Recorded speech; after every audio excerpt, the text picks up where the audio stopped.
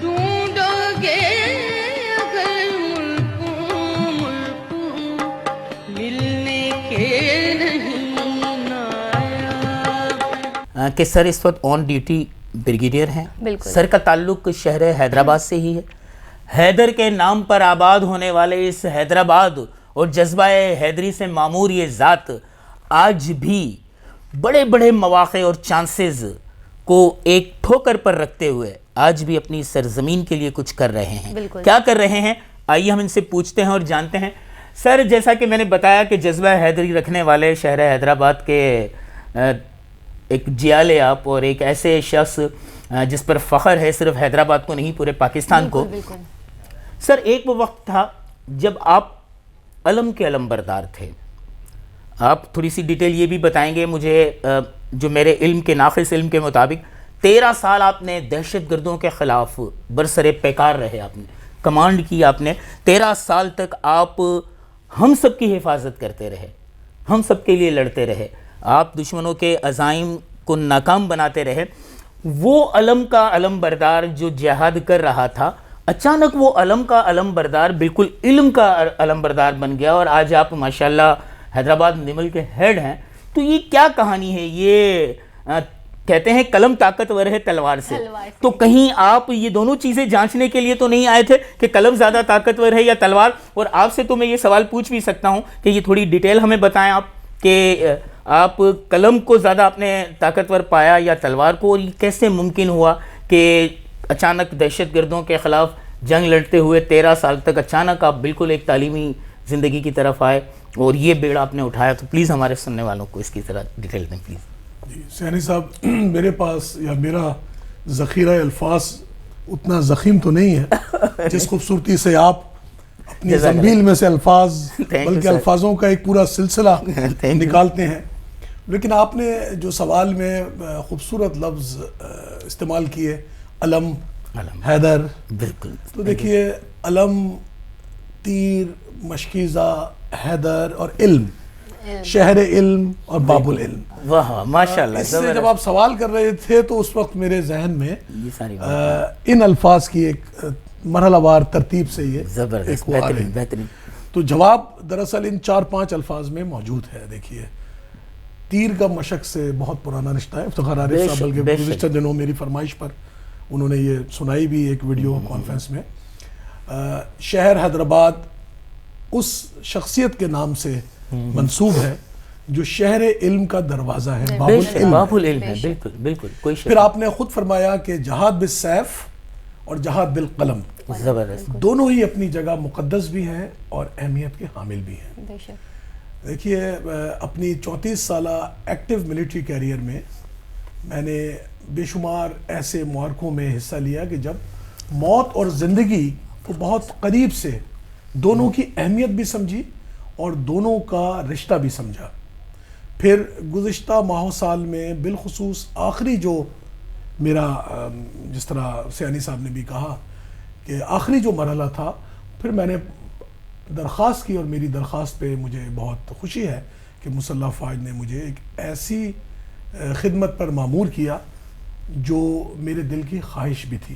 کہتے ہیں کہ خواہش قلبی اور فرائض منصبی جہاں یکجا ہوں وہ خوش قسمتی یا خوش نصیبی کی حد ہوتی ہے. بے شک بے شک. تو میں پاکستان کی مسلح افواج کا انتہائی مشکور ہوں, تہہ دل سے شکر گزار ہوں کہ انہوں نے مجھے ایک ایسی خدمت کے لیے مامور کیا اور ایک ایسی ذمہ داری تفویض کی اب اس زندگی کے اس مرحلے میں جو میں سمجھتا ہوں کہ میرے شہر میں, میرے علاقے میں اس کی ازحد ضرورت تھی, اور وہ ہے اعلیٰ تعلیم کے حوالے سے. کیونکہ تعلیم شعور کی پہلی سیڑھی ہے. بغیر تعلیم کے آپ کا شعور منچ نہیں سکتا, اس کے اندر وہ چمک نہیں آ سکتی.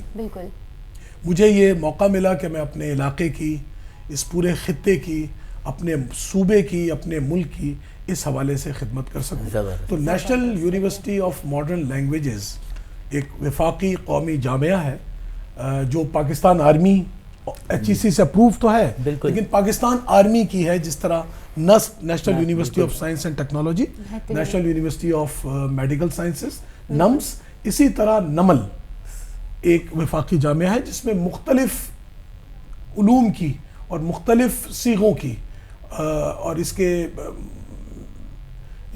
حدود انجینئرنگ میں بھی ہے، سماجی علوم میں بھی ہے، مینجمنٹ سائنسز بھی ہے، انگلش بھی ہے، فزکس بھی ہے، میتھمیٹکس بھی ہے، اور ان قریب انشاءاللہ میڈیکل یا شعبہ طب جو ہے اس طرف بھی ہم جائیں گے. تو حیدرآباد میں اس کا ایک عظیم الشان کیمپس تعمیر ہونے جا رہا ہے. اس کا میں پروجیکٹ ڈائریکٹر ہوں، ریجنل ڈائریکٹر ہوں. یہیں پر میں آپ کے چینل کے حوالے سے وزیر اعلیٰ سندھ کا شکریہ ادا کرنا چاہتا ہوں، حکومت سندھ کا شکریہ ادا کرنا چاہتا ہوں کہ انہوں نے ہماری اس جامعہ کے کیمپس کو، حیدرآباد کے کیمپس کو مزید 23 ایکڑ اور عنایت فرمائی ہے. اور یہ ہمارے موجودہ کیمپس پہ جس کا افتتاح گزشتہ دنوں ہوا اسی کے ساتھ ہے. تو میں تہہ دل سے حکومت سندھ اور وزیر اعلیٰ سندھ کا اس سلسلے میں، اور جو حکومت سندھ کے یہاں پر لوکل عمائدین ہیں، کمشنر ہیں، ڈپٹی کمشنر ہیں، اور باقی جو ریونیو کے ادارے کے لوگ ہیں، وہ انتہائی تعاون کے ساتھ اس علمی خدمت میں بالکل ہمارے شانہ بشانہ ہے. اور یہ ایک بہت بڑی اس علاقے کے بچوں کے لیے خدمت ہے. دراصل اس پیشہ ورانہ زندگی میں نے یہ محسوس کیا کہ کہیں نہ کہیں تعلیم کے حوالے سے بھی میں اپنی خدمات سر انجام دینا چاہتا ہوں کہ اس کو مزید بہتر کیا جائے، کہ جو اعلیٰ تعلیم اس سلسلے میں مجھے فوج نے اس پر مامور کیا ہے. ویسے سر یہ حیدرآباد والوں کے لیے اور اس کے اطراف میں جو شہر آ رہے ہوتے ہیں ان کے لیے بھی بہت زیادہ فخر کی بات ہے کہ ان کو ایک اپنے ہی شہر میں اور قریب والے شہر میں ایک اتنی اچھی یونیورسٹی مل رہی ہے جو مطلب آرمی خود ان کو ڈیل کر رہی ہے. تو اس سے بڑی بات کیا ہو سکتی ہے؟ جی نور، آپ نے بالکل صحیح کہا، اور میں ویورز کو بھی یہ ضرور کہنا چاہوں گا کہ دیکھیے یہ ہوتے ہیں مرد مجاہد، جس چیز کا بیڑا اٹھا لیں پھر لازمی طور پر اس میں کامیابی و کامرانی کو اپنا ایمان مان لیتے ہیں، اپنے یقین کی قوت سے خدا کی ذات پر اعتبار کرتے ہوئے اس مقام تک ضرور جاتے ہیں. جب انہوں نے محسوس کیا کہ انہیں تلوار کی طاقت دکھانی ہے، دہشت گردی کا خاتمہ کرنا ہے، تو انہوں نے تلوار ہاتھ میں تھامی. اور جب انہیں محسوس ہوا کہ اس وقت نوجوان نسل کو ضرورت ہے کہ میں قلم ہاتھ میں اٹھاؤں، تو انہوں نے تلوار رکھی اور قلم اٹھایا اور دنیا کو قلم کی طاقت دکھائی. اور بہت اچھی باتیں ابھی آپ کو مزید سننی ہے. ہم آپ کو یہ بھی بتاتے چلیں، اس پروگرام کو آپ لازماً دیکھیے گا. اس کی وجہ یہ ہے کہ یہ ہمارا پہلا پروگرام ہے اپنی نوعیت کا جو 2 ایپیسوڈ پر ہوگا. پہلے ایپیسوڈ میں ہم سر کے ساتھ ان سے گفتگو کریں گے، اور سیکنڈ ایپیسوڈ میں کیا ہوگا یہ ہم ابھی نہیں بتائیں گے. یہ کچھ سسپینس ہے، وہ پھر بعد میں میں اور نور آپ کو بتائیں گے. اور نور اب ہمیں وہی حسب عادت ہمارا ساتھ یہیں تک ہوتا ہے. اور سیکنڈ سیگمنٹ کے لیے کون ہیں جی ہمارے ہوسٹ جو ہمیشہ ہی ہوتے ہیں؟ مورو کے شہزادے اور مورو کی شہزادی. یقیناً وہ اپنا نام اور اپنا انٹروڈکشن آ کر خود دیں گے. ملتے ہیں ایک چھوٹے سے بریک کے بعد. لیکن یہ شہزادے اور شہزادی کہنے کے لیے اس کو کتنی رشوت دی گئی ہے یہ میں جانتا ہوں، یہ بھی میں نہیں بتاؤں گا. تو ہم دونوں کو اس پہلے سیگمنٹ میں اجازت دیجیے جس پروگرام کا نام ہے ملنے کے نہیں نایاب ہیں ہم. ڈھونڈو گے اگر ملک ملنے کے نہیں نایاب. ویلکم بیک ناظرین. جیسے کہ آپ جانتے ہیں آج ہمارے ساتھ موجود ہیں بریگیڈیئر عامر زاہد صاحب. میں ہوں شہباز ابراہیم اور میرے ساتھ ہیں آمنہ ریاض کرائی. ناظرین، علامہ اقبال کہتے ہیں ٹل نہ سکتے تھے اگر جنگ میں اڑ جاتے تھے، پاؤں شیروں کے بھی میدان سے اکھڑ جاتے تھے. دشتوں دشت ہے دریا بھی نہ چھوڑے ہم نے، بحر ظلمات میں دوڑا دیے گھوڑے ہم نے، بحر ظلمات میں دوڑا دیے گھوڑے ہم نے. سر، تو میرا آپ سے پہلا سوال یہ ہوگا کہ آج کشمیر کے مظلوموں کو بچانے کے لیے ہمارے اندر وہ روب، دبدبہ اور جذبہ موجود ہے؟ جی بالکل بیٹا، سب سے پہلے تو آپ کا شکریہ، اتنے خوبصورت تحت اللفظ میں آپ نے اشعار ادا کیے. آپ کی اشعار کی ادائیگی اس امر کی غمازی کرتی ہے کہ ہماری پوری قوم میں وہ جذبہ موجود ہے. بالکل. اگر یہ جذبہ موجود نہ ہوتا تو کشمیر کا مسئلہ کب کا سرد خانے میں یا دشمن اپنے اس میں قبضے میں لے چکا ہوتا. ہم نے کشمیر کا ایک بہت بڑا حصہ ہماری قوم نے آزاد کرایا ہے. خود کشمیری اپنی آزادی کے لیے جس جذبے کے ساتھ جد و جہد کر رہے ہیں، پوری پاکستانی قوم اسی جذبے اور اسی عزم کے ساتھ ان کے ہمراہ کھڑی ہے. بے شمار اس میں مصائب اور مسائل ہیں. یہ اتنا آسان حل نہیں ہے جس میں بین الاقوامی دباؤ اور مختلف اور عوامل بھی شامل ہیں, لیکن مجھے یقین ہے کہ انشاءاللہ بہت جلد یہ مسئلہ حل ہو جائے گا اور کشمیر پاکستان کا حصہ بن جائے گا. خاص طور پر آپ جیسے نوجوان بچے چھوٹے ابھی جو لیکن اتنے ہی دلیر ہیں, ان کو دیکھ کے ہمیں بہت حوصلہ ہوتا ہے.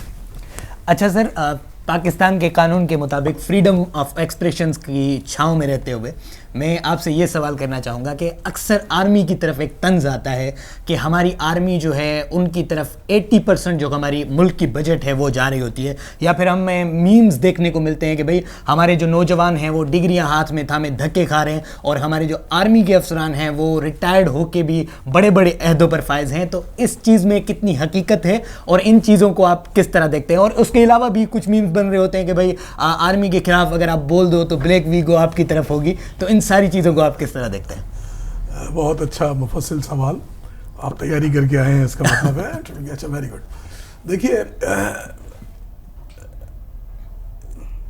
جب کوئی چیز اچھی ہوتی ہے تو اس پر تنقید کرنے والے خود بخود پیدا ہوتے ہیں. ایسا ہی ہے. اور تنقید اگر بیجا ہو تو اس میں کوئی قوت یا اس میں کوئی ایسی طاقت نہیں ہوتی. پاکستان آرمی اتنا خوبصورت اور اتنا مستحکم اور اتنا اعلیٰ ادارہ ہے کہ دشمن چاہتا ہے کہ اس کے اوپر تنقید ہو, اس کو کمزور کیا جائے, عوام اور فوج میں ایک دوری پیدا کی جائے. آپ نے جو سوال کیے اس کا میں مرحلہ وار اور ترتیب وار جواب دیتا ہوں. پاکستان فوج کہاں سے آئی ہے؟ پاکستان فوج کا ایک ایک رکن جرنیل سے لے کر سپاہی تک پاکستان ہی کا بیٹا ہے. بالکل. وہ 16-17 سال کی عمر تک ایک سویلین ہوتا ہے, وہ فوجی نہیں ہوتا. ایسا ہی ہے. اور وہ میری عمر میں آ کے دوبارہ ریٹائرڈ ہو جاتا ہے تو وہ سویلین ہوتا ہے. فوج میں تربیت اور فوج میں جو ایک آپ کے اوپر جو محنت کی جاتی ہے, اس سے ہر رینک میں ایک بہت ہی خوبصورت اور ایک بہت ہی مفید انسان جنم لیتا ہے. ایسا ہی ہے. فوج وہ ادارہ ہے جہاں 60 سال کی عمر میں ریٹائرمنٹ نہیں ہوتی. مثال کے طور پر اگر ایک شخص میری عمر میں میری طرح ریٹائرڈ ہو جائے تو وہ اس کے پاس ابھی 10 سال باقی ہیں. اب وہ کسی اور کے پاس جا کر نوکری نہیں مانگ رہا ہے. تو فوج نے اس سلسلے میں بھی اپنا ایک لاہ عمل طے کیا ہے اور مختلف ایسے ادارے بنائے ہیں کہ جو نہ صرف یہ کہ اس میں جو ریٹائرڈ افراد ہیں ان کی کھپت ہو سکے, بلکہ وہ ملک کی ترقی میں, اقتصادی ترقی میں بھی اپنا حصہ دیتے رہیں. لہٰذا آپ دیکھتے ہیں کہ ایک ایسی فیکٹری جو فوج کی کسی فاؤنڈیشن نے, یہ حاضر سروس نہیں چلاتے ہیں اس کو, اگر فوج کی کوئی فاؤنڈیشن اس کو چلا رہی ہے یا کوئی اور مالیاتی ادارہ ہے جس میں, تو وہ اوپن مارکیٹ میں اس کا مقابلہ ہوتا ہے. اس کو کوئی خاص رعایت نہیں مل رہی کہ اس کے شیئرز اسٹاک ایکسچینج میں, یا اس کی اگر وہ بینک ہے تو اس کو کوئی خصوصی رعایت مل رہی ہو. اس طرح کی کوئی چیز نہیں ہے. یہ ہو گئی ایک بات. دوسری بات آپ یہ دیکھیے, بالفرض محال تھوڑی دیر کے لیے یہ جان لیجئے کہ 45 سال یا 43 سال کی عمر میں ایک ریٹائرڈ ہونے والے میجر صاحب, یا 50 سال کی عمر میں صوبیدار صاحب, یا 32 سال کی عمر میں ریٹائرڈ ایک سپاہی, وہ کیا کرے گا؟ ہم تھوڑی دیر کے لیے تسلیم کرتے ہیں یا اس بات کو فرض کر لیتے ہیں کہ فوج اس کو دوبارہ کہیں پر امپلوائے نہیں کرتی.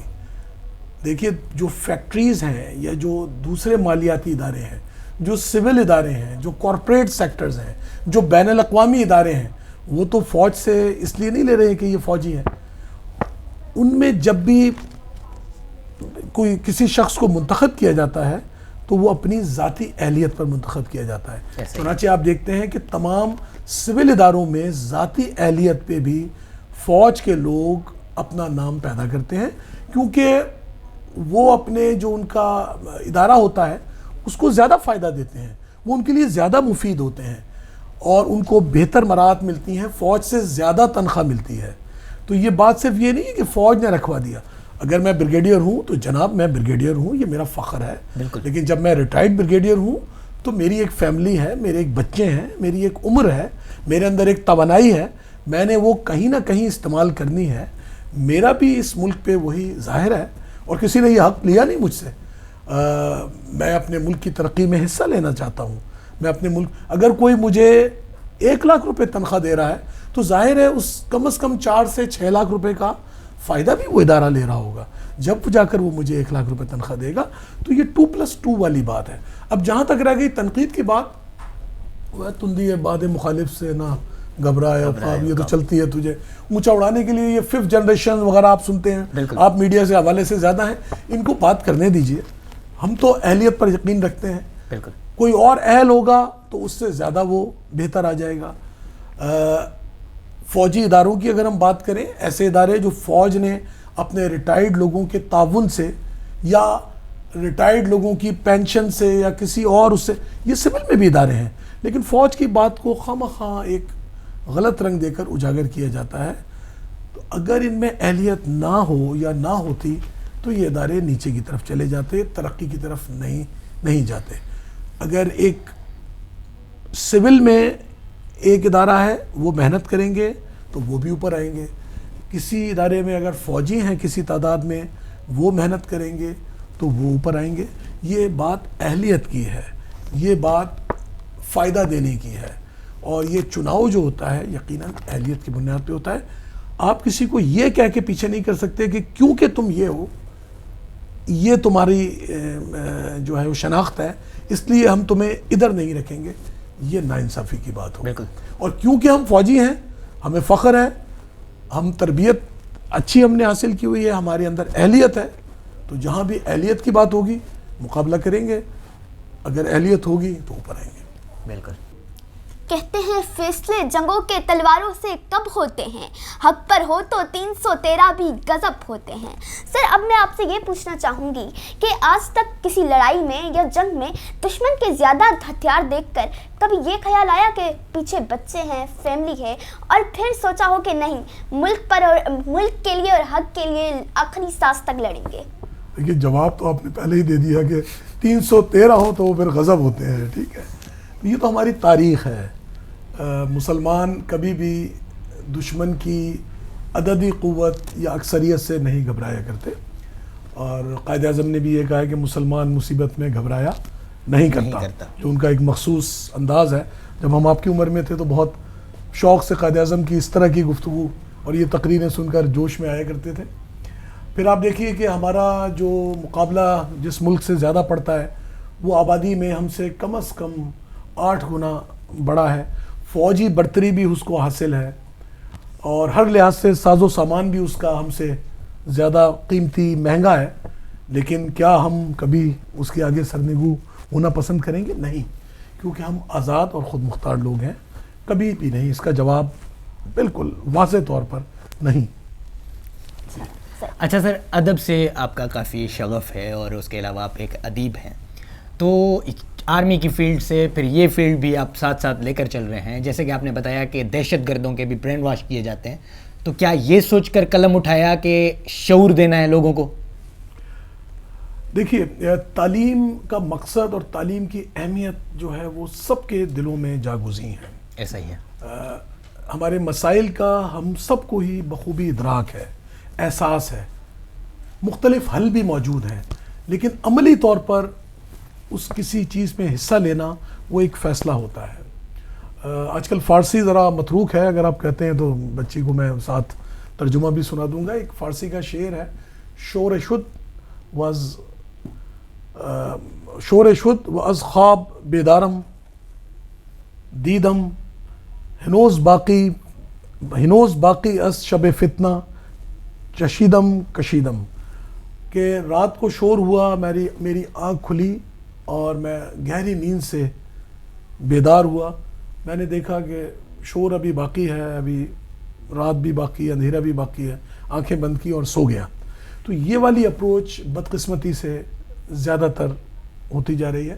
لیکن میں نے جب دیکھا کہ ہمارے نوجوانوں کا ذہن ایک منصوبہ بندی کے تحت نہ صرف یہ کہ ان کو اپنی درست ڈگر سے ہٹایا جا رہا ہے, بلکہ ان کو ایک غلط راستے کی طرف لے کر جایا جا رہا ہے. جیسے آپ دیکھتے ہیں کہ جو یونیورسٹی کے طلباء ہیں اکثر ان کو احتجاج پر مائل کیا جاتا ہے, جلاؤ گھیراؤ پر مائل کیا جاتا ہے. ان کو وہ نعرے دیے جاتے ہیں جو ملک اور قوم کے مفاد میں نہیں ہیں, بلکہ بعض اوقات تو وہ ملک دشمنی تک حدود جو ہے وہ تک پہنچ جاتے ہیں, جو کہ ایک بہت ہی بھیانک عمل ہے. پھر سیاسی طور پر ان کو غلط طور پر استعمال کیا جاتا ہے. ان کے ذہنوں میں, کچے ذہنوں میں سیاسی نعرے ڈال دیے جاتے ہیں. اس کا نقصان سب سے زیادہ کس کو ہوتا ہے؟ اس کا نقصان سب سے زیادہ ان طلباء کو ہوتا ہے, اس طالب علم کو ہوتا ہے اپنی ذاتی حیثیت میں, جو اپنی ڈگر اور اپنی راہ چھوڑ کر نعرہ بازی کے پیچھے چلا جاتا ہے یا اپنی وہ غلط راہ اختیار کرتا ہے.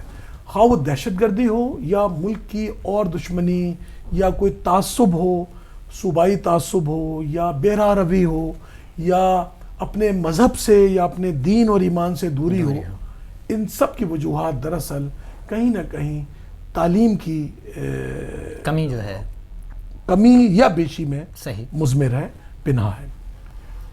یہ سوچتے ہوئے میں نے اپنا فیصلہ کیا کہ میں اپنی بقیہ زندگی تعلیم کے حوالے سے وقف کروں گا, اور مسلح افواج پاک افواج نے مجھے اس ذمہ داری پر فائز کیا ہے. مجھے بہت خوشی ہے. آپ نے بات کی ادیب ہونے کی, تو آج سے 13 سال قبل جب میں میجر تھا تو میں نے ایک کتاب لکھی تھی, اور وہ جب طباعت کے لیے گئی تو میں بالکل نیا لیفٹیننٹ کرنل بنا تھا, تو وہ شائع ہوئی.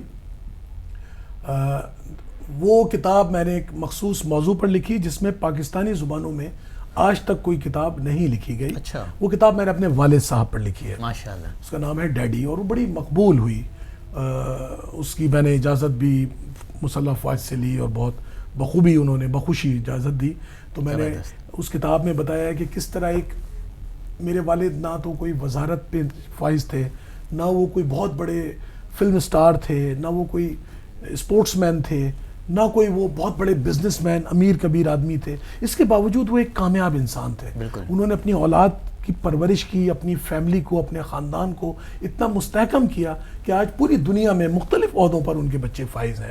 تو یہی اس کتاب کا مقصد ہے لکھنے کا, کہ نئی نسل کو بتایا جائے کہ روپیہ پیسہ یا ناموری ہی سب کچھ نہیں ہے.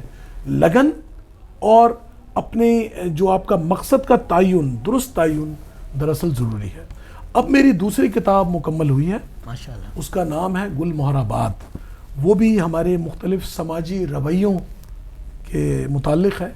اس میں تھوڑی سی میں نے ظرافت, مزاح, شوخی بھی آپ کہہ سکتے ہیں, اس کا استعمال کیا ہے. کوشش کی ہے کہ پکڑ پن, جگت, فکروں کا توڑنا, یا یوں سمجھ لیجئے کہ کوئی ہلڑ بازی یا بےہودگی وہ نہیں رکھی ہے, کیونکہ مزاح ہمارے ہاں سمجھا جاتا ہے کہ کسی کی پیروڈی یا تعریف کر دینا, مذاق اڑانا, ٹھٹا لگانا, لیکن اس سے نیچے میں نے رکھتے ہوئے ہلکے مزاح لیکن طنز البتہ جو ہمارے رویے ہیں بحیثیت مجموعی ہمارا سماج جن رویوں کی وجہ سے نقصان اٹھا رہا ہے, اس میں بے شمار خوبیاں بھی ہیں, لیکن میں نے ان نکات کو قلم بند کیا ہے تھوڑے سے ظریف پیرائے میں, شگفتگی کے ساتھ, خوش طبعی کے ساتھ, تاکہ پڑھنے والے کو گراں محسوس نہ ہو. کہتے ہیں کہ اگر آپ مزاح اپناتے ہیں تو آپ مشکل سے مشکل بات دوسرے کو سمجھا سکتے ہیں اور اس کو برا نہیں لگتا ہے. تو یہ کتاب انشاءاللہ جلد شائع ہونے والی ہے, شائع ہونے کے لیے گئی ہوئی ہے. ماشاءاللہ, زبردست. ناظرین, کہتے ہیں کہ سورما فتنہ باطل کو مٹا دیتے ہیں, خون دہکے ہوئے ذروں کو پلا دیتے ہیں, اپنے چاندوں کو اندھیروں میں سلا دیتے ہیں, اپنی گودی کے چراغوں کو بجھا دیتے ہیں, مثل شبیر جو پیغام عمل دیتے ہیں, ایسے ہی لوگ زمانے کو بدل دیتے ہیں.